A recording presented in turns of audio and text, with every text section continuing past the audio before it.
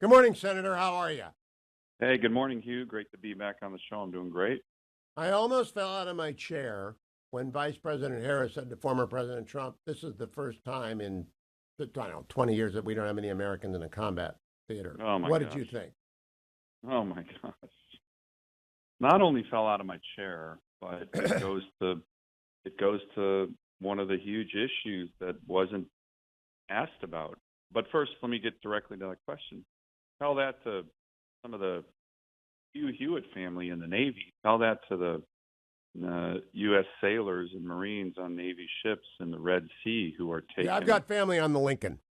Yeah, there you go. Who are taking incoming missiles from the Houthis on a daily basis. And the Biden-Harris administration is so weak. They are so weak on foreign policy and deterrence, particularly on Iran, that the Houthis, a ragtag group of terrorists, continue to shut down the entire Red Sea, shoot at Navy ships. And by the way, Hugh, we've talked about it, and I've been raising this like crazy in hearings and meetings with the senior Biden administration officials and uniformed military. The Iranian spy ships were giving the Houthis targeting information on our Navy ships. And I've asked them all, how come those Iranian spy ships are not at the bottom of the sea? Like Operation Praying Mantis during the Reagan 1988. administration, Yep. where we said, hey, quit mining Persian Gulf, Iran, or we're going to take action. They didn't listen to us. We sunk 6 Iranian ships in 2 weeks, blew up some of their oil platforms, and guess what? They quit mining the Gulf. We haven't done any of that. And, of course, our Navy and Marines are in combat taking missiles on a daily basis because of the weakness and appeasement of this administration towards Iran.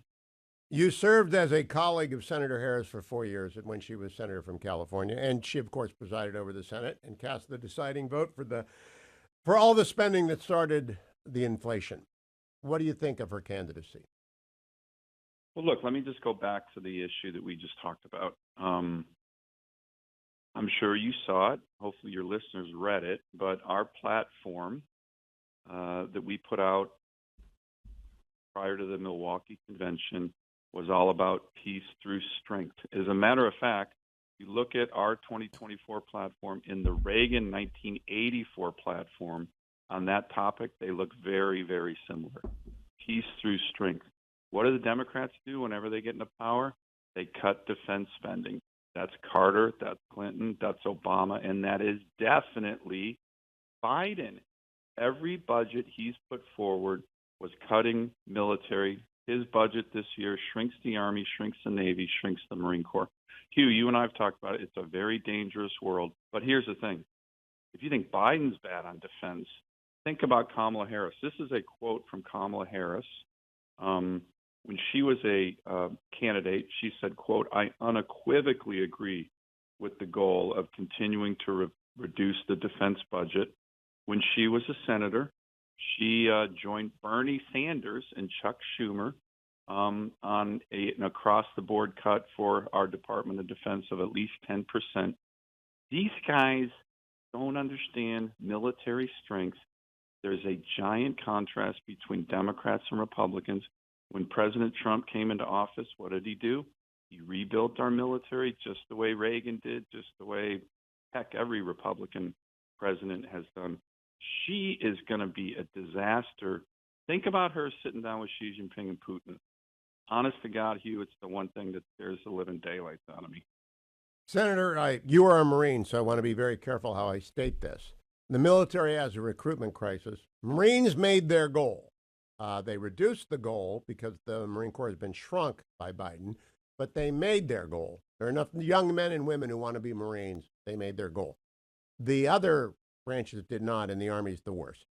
How bad will it get under a President Harris versus a President Trump? I think it'll be bad. And look, we've talked about it. I'm a retired Marine colonel. Infantry, recon was my MOS. Deployed all over the world. I don't consider myself a combat vet like, others who do, but I have been in the middle of this recruiting issue. And here's, again, the reason, and you're asking a really, really important question.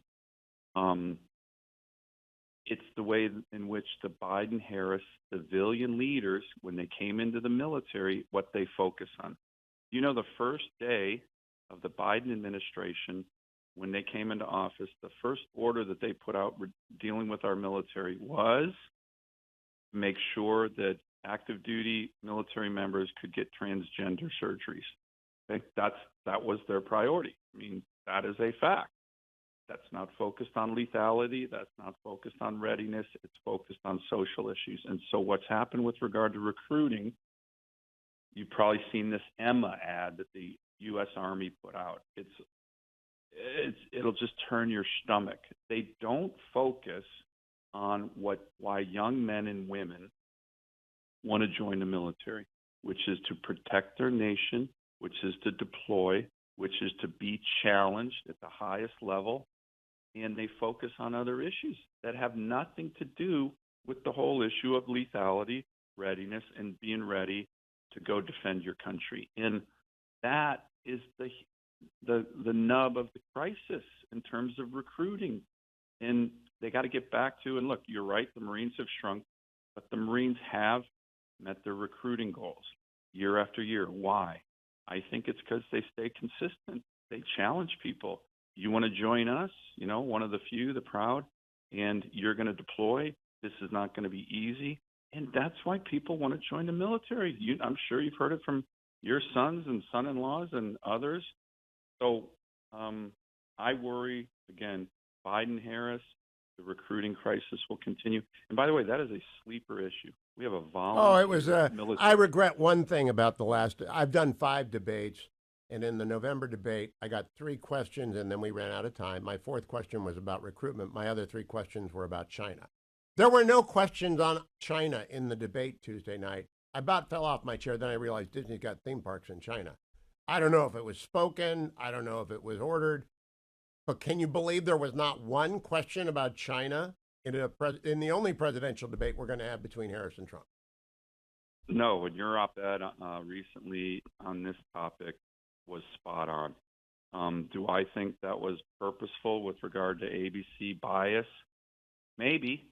Heck, the NBA is scared about mentioning China. So much of corporate America is scared about mentioning China. That was just a giant issue sitting right there, and nobody talked about it, and they wouldn't ask the question. So, you did your op-ed, I thought, was really outstanding, in part because you talk about something that a lot of us don't think about. When you're a moderator, how much prep time you have to do, right, before a debate. And I'll close this way, Senator. I want you to get the last word. They're very scripted. 12 rehearsals for the November debate, hours of meetings, prep time. I pick my questions, but they're vetted. We practice. We know where we're going. We have a guy in our ear telling us things. We know there's a commercial break. That was scripted. I think ABC, Disney went in the tank for Harris, but I also think everyone is realizing that, and opinion is turning around, and it's going to be for Trump. I think Trump's going to win. What do you think, and why? Well, I think he's going to win because during the debate and during all his public appearances, he focuses on what people care about. And what is that? It's the border, it's the economy, and it's inflation. And that is what's on the minds of working families in America. And those are the people that need to break for President Trump, the undecided voters. Those are the key issues. Those are the key issues he focused on during the debate.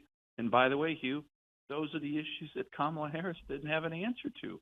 And I thought President Trump's wrap-up when he said, wait a minute, you had 3.5 years to fix this stuff. What were you doing? She had no answer. So no he answer at all. With that and goes to peace through strength. The Democrats want to cut defense spending, gut our readiness. They do it every single time. She's on record for doing it. So is Biden. And Trump's on record for rebuilding America's military strength and our military men and women.